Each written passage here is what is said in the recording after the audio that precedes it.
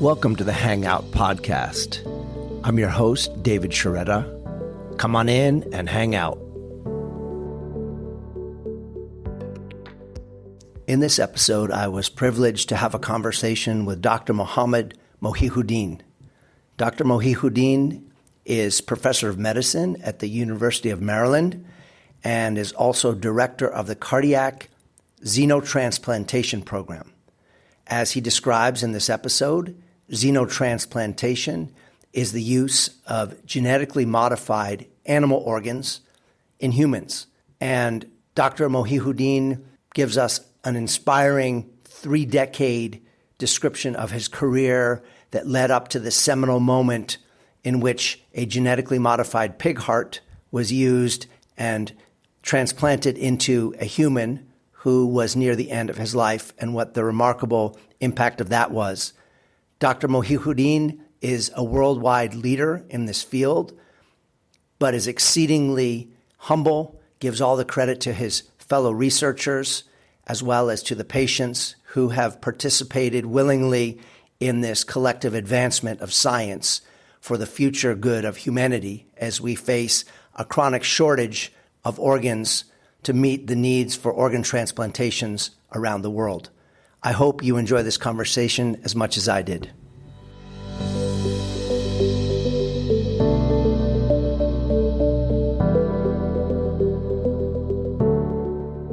Welcome, Dr. Mohammed. Thank you so much for joining me today and for the generosity of your time and your expertise. Thank you. And thank you for inviting me, and pleasure to be here. I thought we could get started with you sharing a little bit about your origin story, where you come from, and what led you to your current work.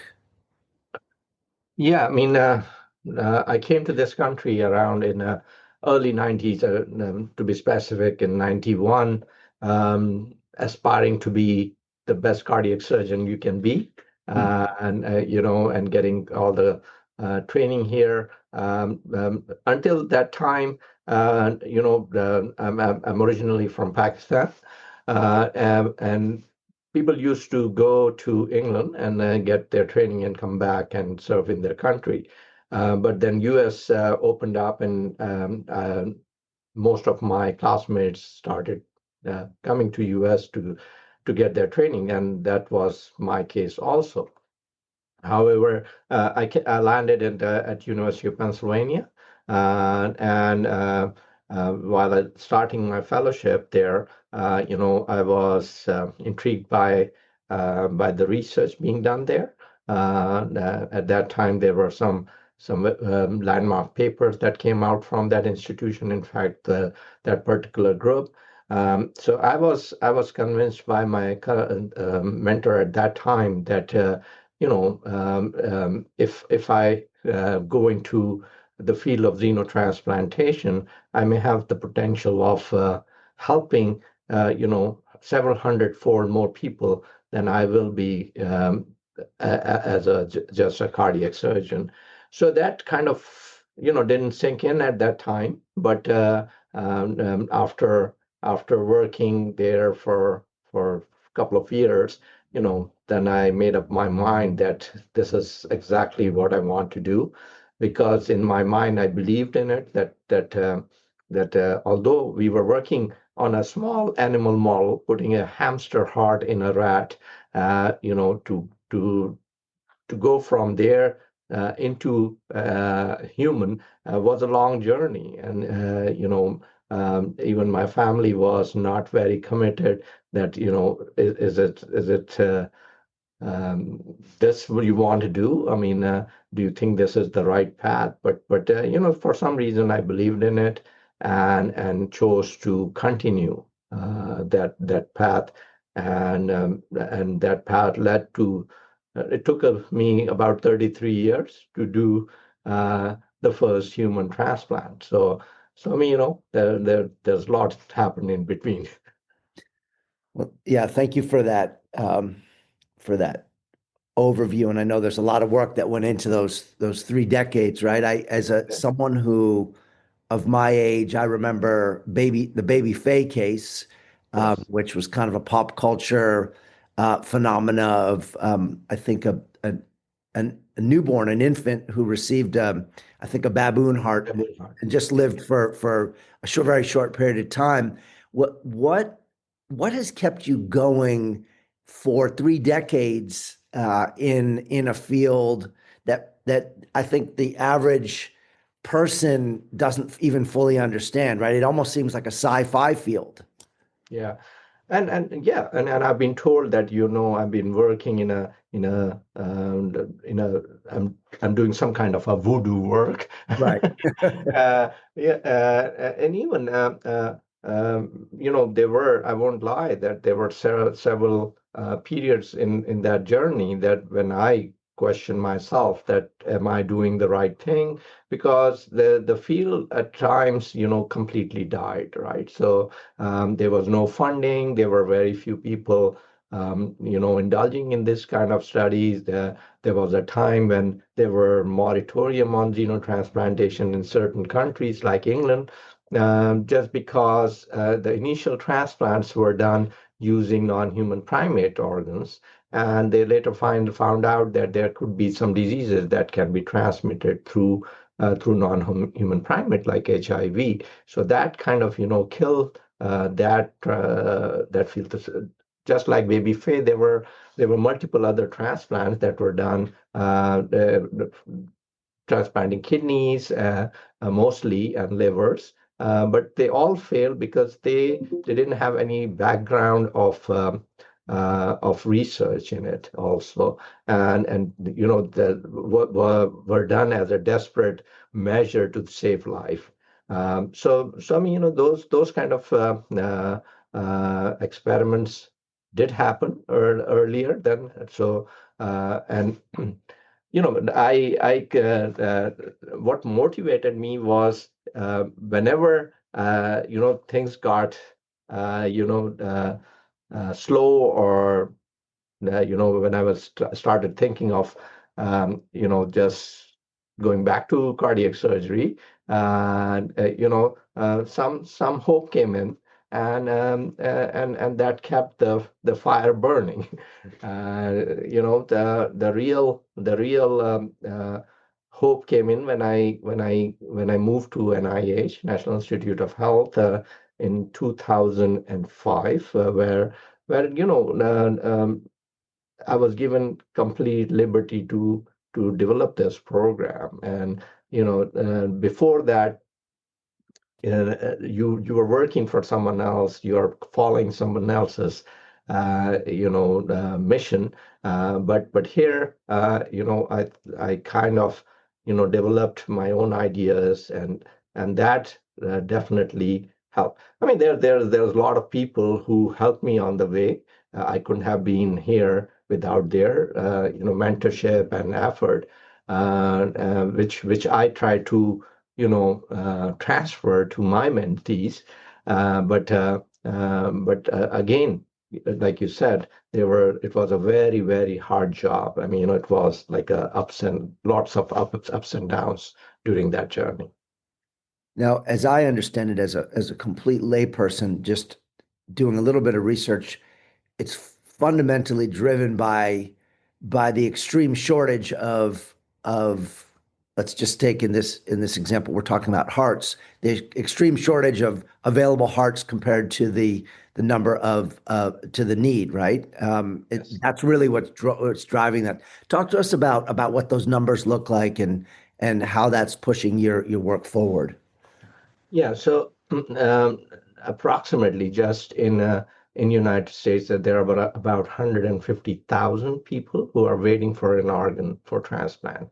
They have reached at a stage of in their organ failure where the conventional treatments cannot prolong their life. So these patients, if they don't get a human organ, they are sent to hospice where they spend their last days, and effort is made to make them that phase easy for them. So basically, there was no hope for these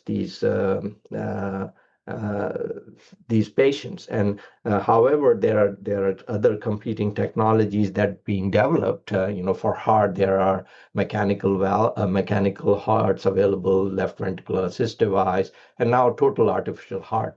But they have their own problems, and they've not reached to they have not been able to help every single patient who's on the waiting list. The problem with kidney is even more because there are larger population who are going through kidney failure, but at least they have a backup of dialysis for them. But for hearts, it's definitely not. There's no other choice if you are not eligible for a mechanical device. So all these patients, are in a desperate condition. Even if the organ donation is increased several folds, and every single one of us become an organ donor, not every single organ becomes eligible for transplant also. So you have to match the organs to the recipient. A lot of us carry different diseases, which prevents us from being a good organ donor. So all these factors kind of prevents all the organs that are harvested for the purpose of transplantation to get into a human. So there was an extreme need for finding a alternate organ. And besides generating a 3D printed organ, which is being done, or somehow making the organs that are not eligible more eligible by some treatment, there was no other option. So we are suggesting non-human organs as an alternate, and with the technique of gene modifications, we now believe that we can alter the genes of a donor organ or the donor animal to an extent that it becomes more acceptable to humans. So as you described to me when we did a previous call previous to today, that oftentimes the drugs that recipients need to take to prevent the rejection of an organ can be the thing that actually is the most that can sometimes can kill the recipient. Correct? Can you talk to us about that and about the importance of this breakthrough of the genetic modification of the animal heart? Yeah. So with the advancement of these immunosuppressive drugs, we are at a stage where the graft survival has extended beyond years, right? And it is all because of these immunosuppressive drugs. But these immunosuppressive drugs that are currently used in human to human transplants, they don't discriminate between a good and a bad cell, or a good. So they are kind of like nuking the entire immune system, right? So in most cases, and you are dependent on these drugs for your lifetime once you receive a organ, and most of the time the toxicity of these drugs is the cause of the graft recipient's death versus the graft itself. Sometimes the graft is still functioning very well, but the person who's the recipient kind of dies or become morbid because of the toxicity of these drugs. So you mentioned very humbly that about 31 years of work went into getting to the point of the first successful pig to human heart transplant. What was that like when you finally were in that surgery, and what led up to that, and then what was the follow-up to it too? My understanding is that the patient lived for some period of several months afterwards. Talk us through that whole process. So honestly, throughout this period, although I believed in it, I think that this is a very valid option for these patients who are critically ill and have no other options.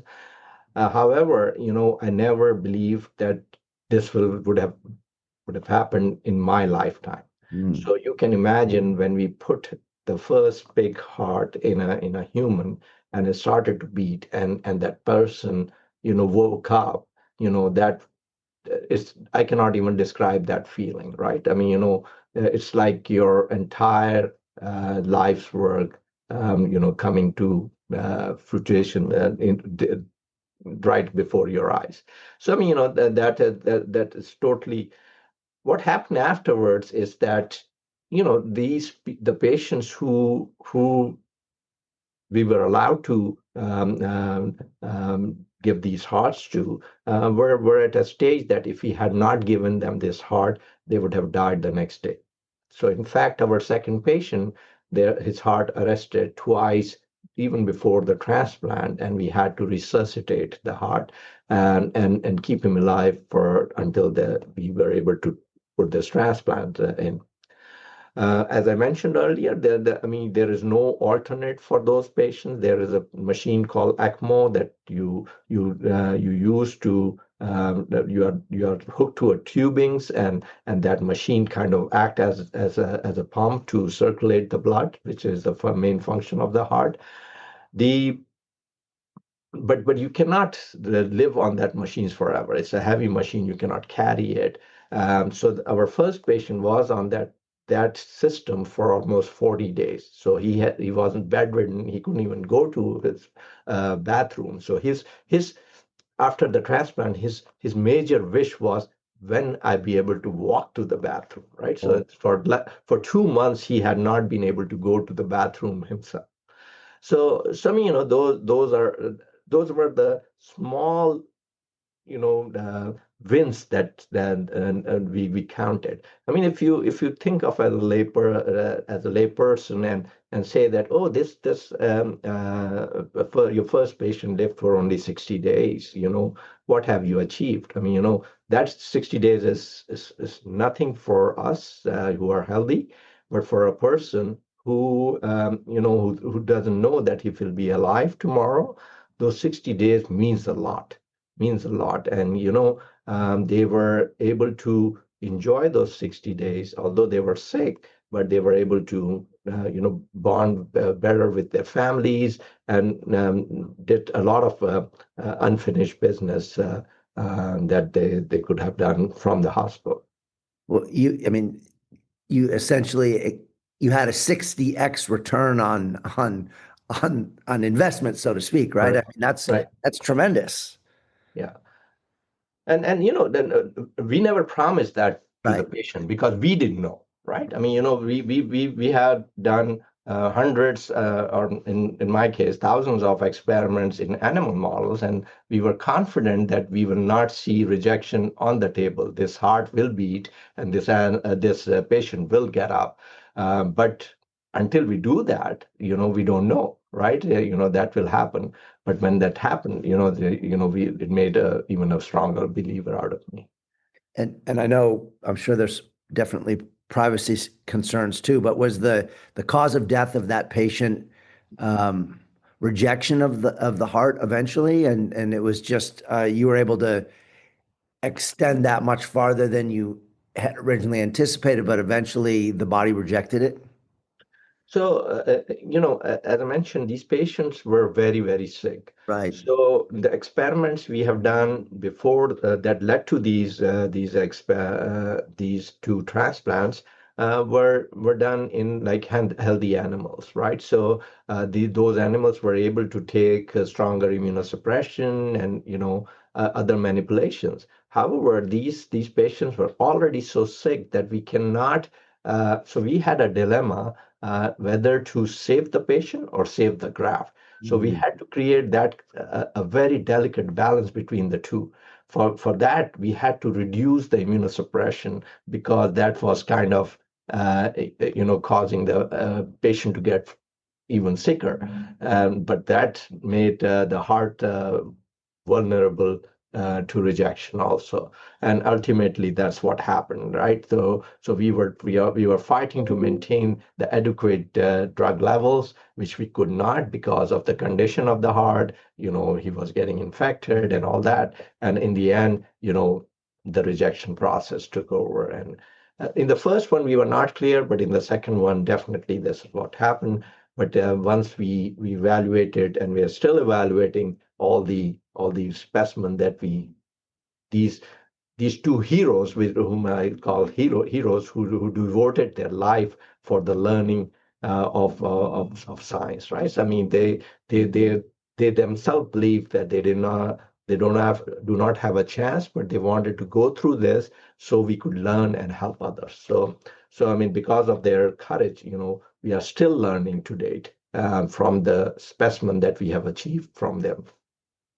That's a fascinating perspective that you bring up, the courage on the part of the recipient, right? I mean, oftentimes we think about the groundbreaking efforts of the researchers, and that's certainly the case here, but the ethical considerations and the almost the personal sacrifice, familial sacrifice of someone saying, I either have no days, one day, or X amount of days, and I'm going to go through this. I obviously want to be around to be with my family, but if not, it's this sacrifice for the future research corpus moving forward that perhaps can change humanity. That's Oh, humbling. yeah, no, that's totally. And then even after these patients have passed, their families have been equally supportive and have been spoke person for our cause, right? And because they don't want their loved ones sacrificed to go in vain, right? So whenever we ask them to come to our meeting and have them talk to any reporters or a group of people where we are kind of convincing them to consider this option, they have been very forthcoming in that help.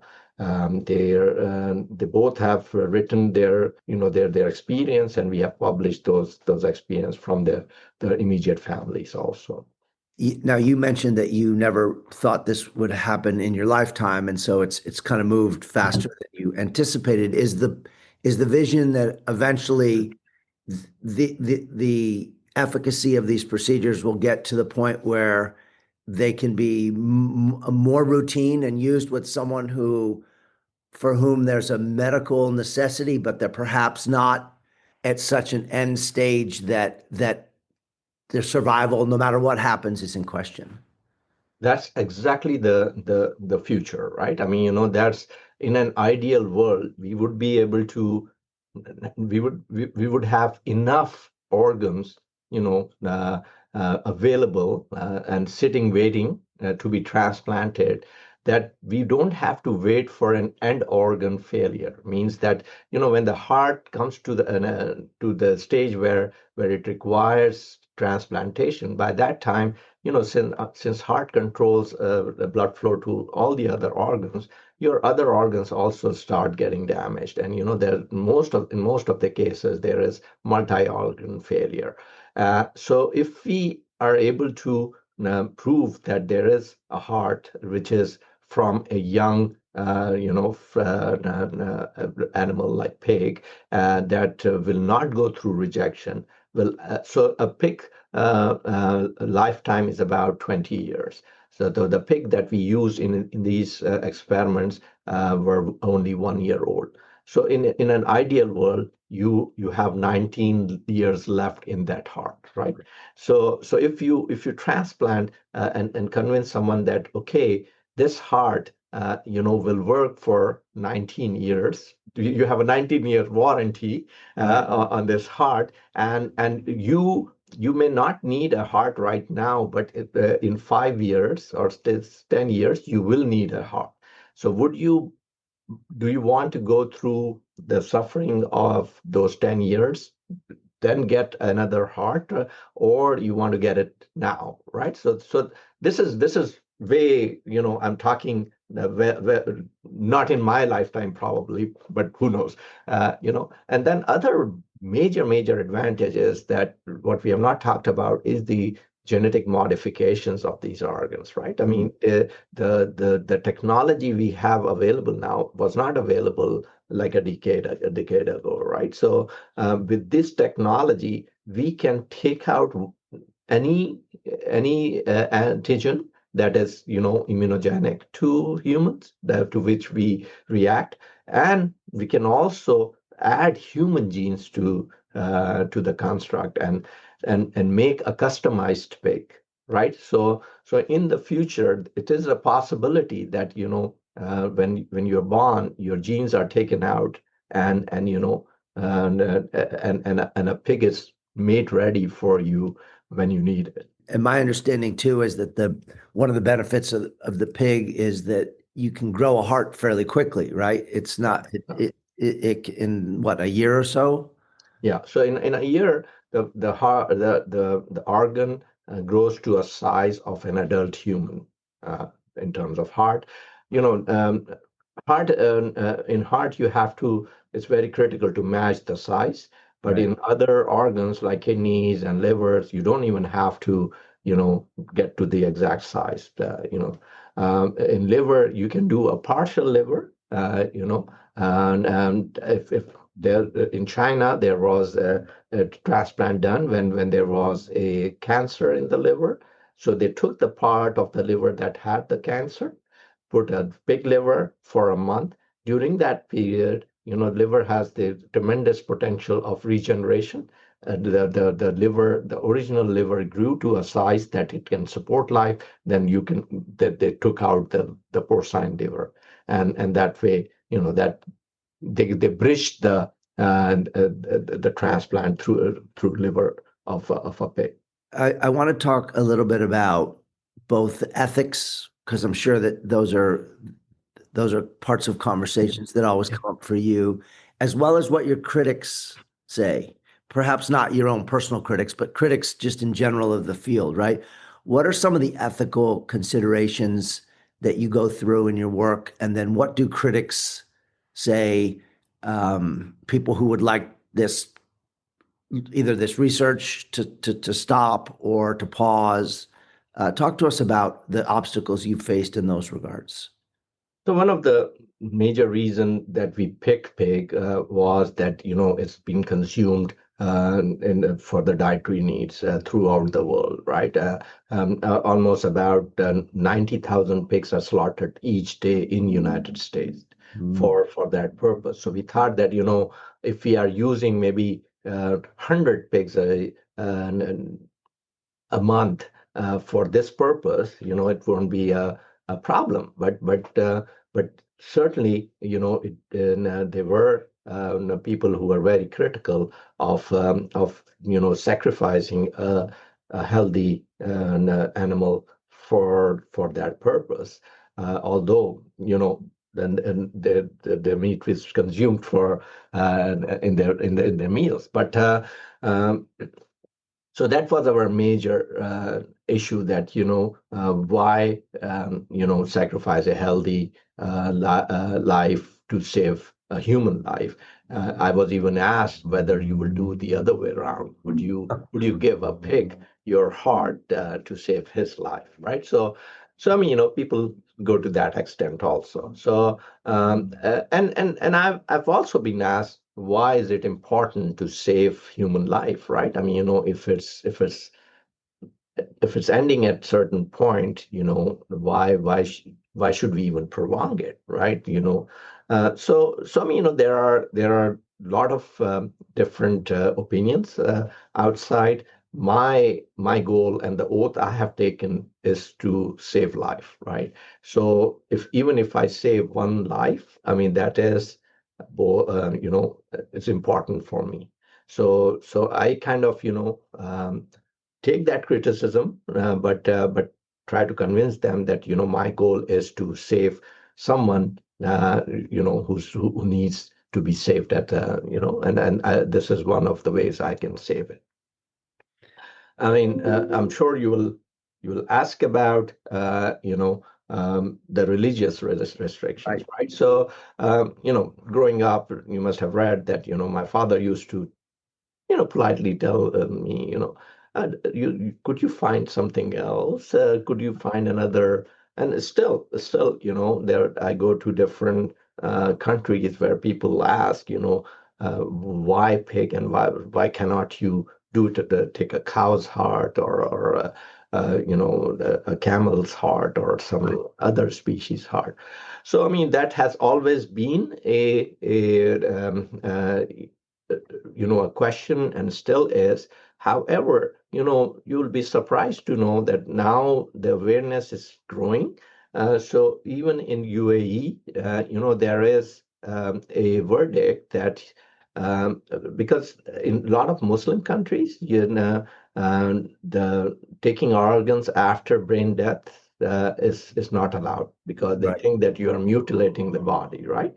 So in some countries, even in Muslim countries, they are thinking that if you can have an organ from another species and not mutilating the donor, a human donor, then maybe that is a better way to go. And also, it's also in UAE they have always issued a fatwa that if you have an option that you can use to save a life and you're not using it, you're making a bigger sin, right? So Oh, I mean, there are different aspects. So the same thing so I'm president of International Xenotransplant Association. My effort has been to gather all these opinions from different religions. So we have gathered, all the leaders of different religions together in one room and ask their opinion. And in right. the end, the common consensus is that to save a human life, take precedence over anything else. Yeah, it's interesting. You can imagine a Buddhist as well, right? Yeah, yeah. That So vegetarian and harm exactly. do no harm, but and it brings that ethical question of by you not following through on the Hippocratic oath, then Yeah. essentially you're doing harm. Yeah, yeah. So that's I think the basis of why it's getting popular in some of the Middle Eastern countries. I mean, it's not done yet, but Right. they are interested in it. So, as you were speaking, and when you made this comment that you might not see it in your lifetime, it almost just as a side thought, it reminds me of, one of these great masterpieces of history, or we look at the Sistine Chapel, or we look at these great constructions that span multiple lifetimes, and you think about architects who designed them, or you think about master builders or master painters who worked on them, and they knew that they would not live long enough to see the finished product, but you're contributing to something that is greater than yourself and greater than your own lifetime. That's Yeah, no, I humbling. mean, uh, and not only me. I mean, Yeah. these patients also. I mean, who do I don't make a big case of what I have done. I kind of appreciate the effort of these patients. If these patients would not have said yes to this procedure, nothing would have happened, right? So they took the courage. So I mean, they're our two patients. I will never forget them for the rest of my life, right? And I don't think history will forget those patients because of their sacrifice, right? So they may forget what I have done, but those people were the real pioneers Hmm. in starting this thing. Who pays for such procedures? Are these grant funded? Is it, talk to Yeah. us about that. So this is a very difficult and expensive process, right? Just to give you an example, even when I do an animal research, like put a pig heart in a baboon, it costs about $500,000, right? So when we did this human transplants, they cost about $1.5 million for 60 days. So it's a very expensive process at this time. and there are several companies who are generating these pigs, have interest in producing these pigs in masses, and to overcome this shortage of organs, right? So they have invested a lot in these experiments, and also our first transplant was paid by our university and the hospital. The second one was paid by our sponsor, who produces the pigs. Similarly, the people who have done kidneys, they got funding from their sponsors who are making these pigs, because these pigs are basically considered a drug by the FDA. So that we are giving this drug, producing this drug to save a human life. And I'd imagine at some point there's also government funding, right?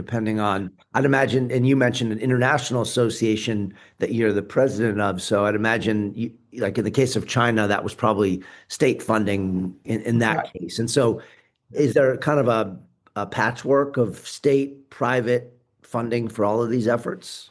So I do have NIH grants Right. that support it, and when I was at NIH for 13 years, it was all federal government funding that helped, the progress of this field. However, as we know, the medical system here is totally dependent on insurance.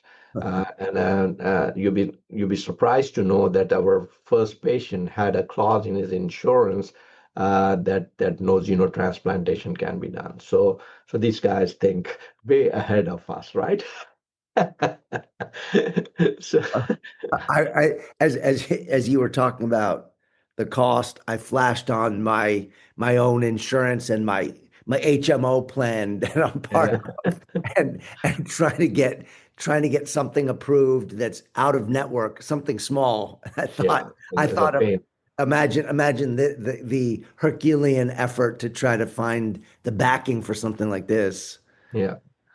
So I mean, but the advantage of a lot of insurance companies spend a lot of money in preventive measures, right? So if they can spend some money on preventive measures, so they can avoid spending a lot if the disease occurs, or they want you to control your blood pressure and the diabetes, so that you don't get to the stage where your organs need to be replaced, or other treatments needs to be done. Similarly, if you have a pig where you can take about like 7 different organs from that pig and save 7 different lives, the cost will drastically come down.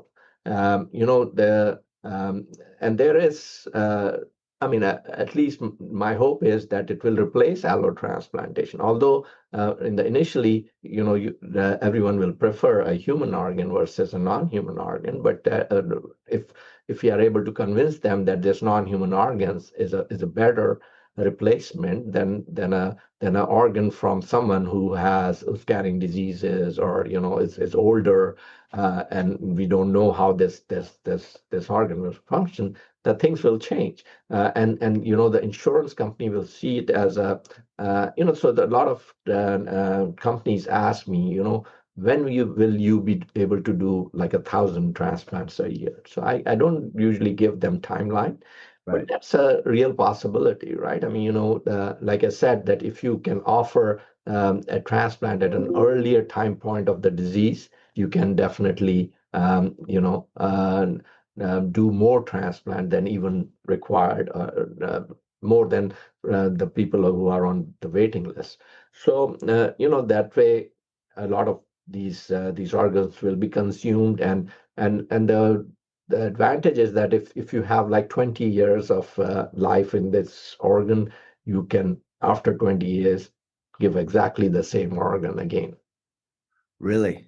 So I mean, that can keep going, right? So, and then, customizing that organ for yourself uh, will also help you either reduce the immune suppression, or come.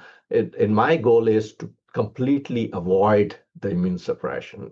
You modify the genetics to an extent that you don't your organ will behave just like your original organ, and your immune system will look at it as its own and will not attack it. It's fascinating to think about how we create mental constructs around ideas, right? So, for example, my daughter had jaw surgery, and they placed some essentially a cadaver bone, and then eventually her body absorbed it. And the one, you know, school of thought would say, "Oh, I don't want a quote unquote dead person's bone in my jaw."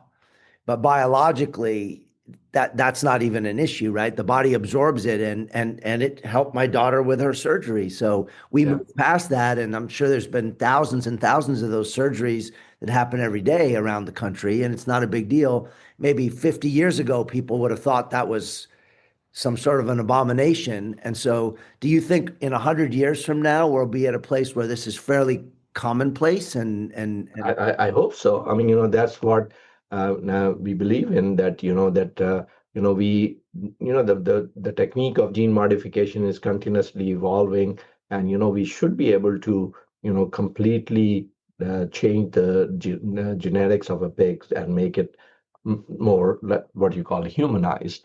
And in that way, avoid the immunosuppression completely or induce some kind of tolerance. There are ways, I have been working on, and others have been working on, to teach your immune system to recognize something that you're placing in your body as not foreign and as self. So that if we are able to teach the immune system, and even immune system is, you can teach it.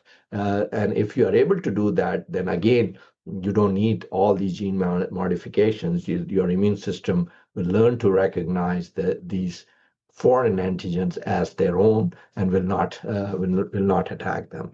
So that's also one way of overcoming the and avoiding the drugs. You may need some drugs for initial period of time, then you can slowly withdraw them and have the patient without drugs.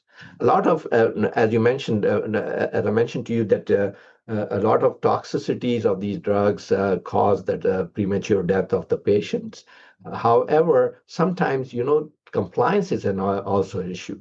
If you have to take a fistful of medicine every single day, at one time you feel, and if you feel that, oh, your everything is working fine, and sometimes you tend to ignore and say that, oh, I'm fine. So we have found a lot of cases where people have stopped taking drugs just because they think that they're doing fine, whereas their organs was slowly deteriorating. So So they'll stop taking the drugs, and then rejection will happen. rejection will happen. Yeah. Wow. You mentioned that you have mentees. Now you've been doing this for a long time. When you speak to the next generation of physician scientists, um, perhaps even those from international backgrounds, or underrepresented backgrounds, what do you tell them about persistence and purpose and determination? Because I mean, it's so humbling to think about. You talked about this moment in which your entire career was distilled down to one heartbeat. Yeah. That's astounding. What do you tell the next generation? No, I mean, I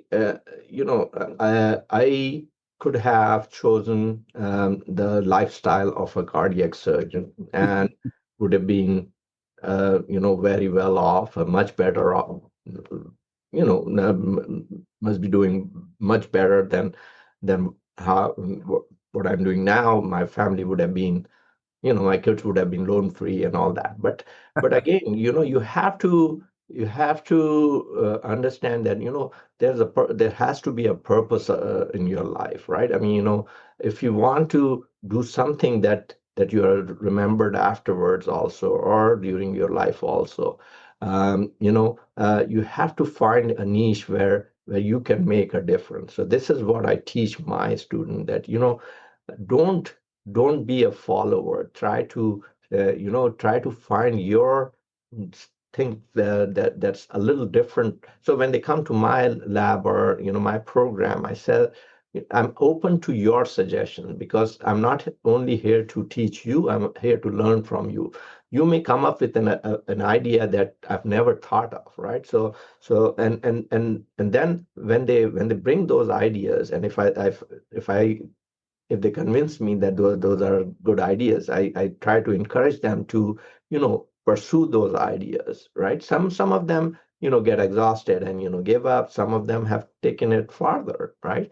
I mean, these days, a lot of people, try to do, uh, get an idea, invent something, get a patent, and then Right. sell it to a bigger company. And so this is a common trend now, even in medicine now. But for science to progress, your mind needs to continuously, keep thinking, and should be. And I also teach them to be, receptive to criticism, because a lot.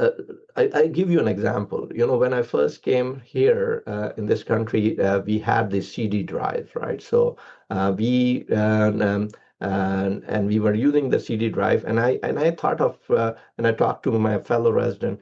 I mean, it would be great if we can rewrite these CD drives. He said, "Are you going crazy? You don't know what goes on. There's a tiny needle who makes grooves on this CD, and they cannot be erased."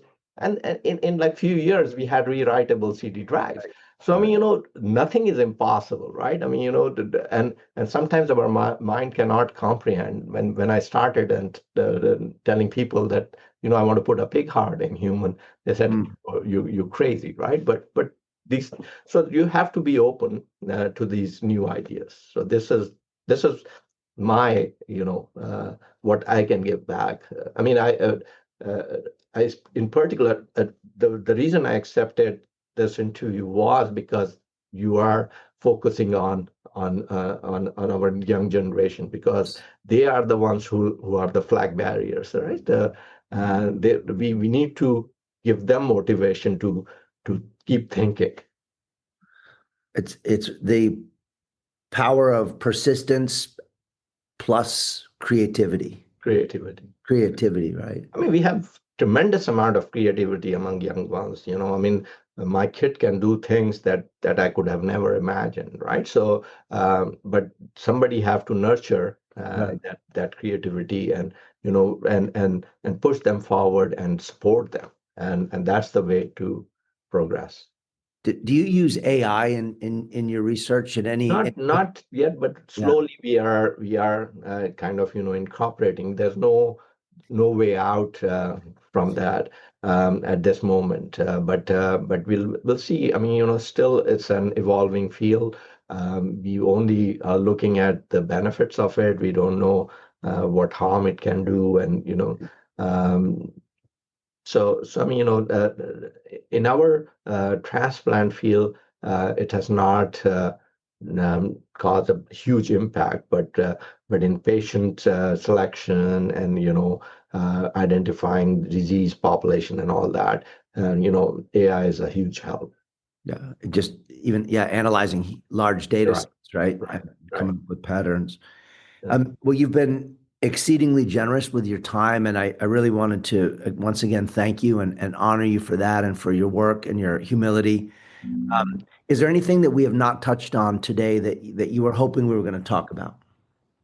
Well, I mean, all these research, I mean, this is a very critical period of time, because, as you know, the funding for science is under a big, it's not there. It's very difficult to get. So I mean, through this, I want to let other people know that keep investing in science, because this is the future, and we can still make good progress, and we cannot just stop doing science, and support, even if it's a smaller project of science, just support it.